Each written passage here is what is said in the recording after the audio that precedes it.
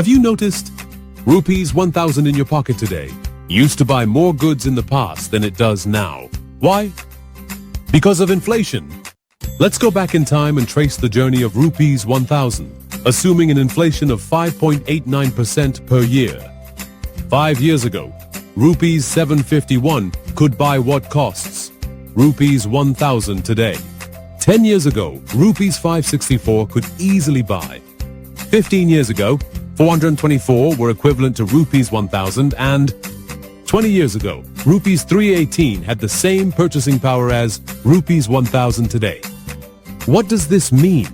Inflation has steadily reduced the purchasing power of money, making everything more expensive over time. But what if your money does not lose its purchasing power and grows with time? It is possible if you invest your money in equity mutual funds.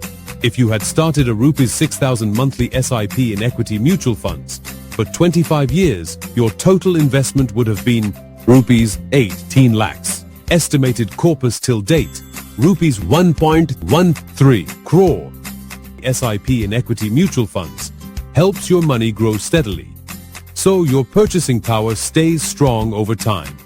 Contact a mutual fund distributor and start your SIP today.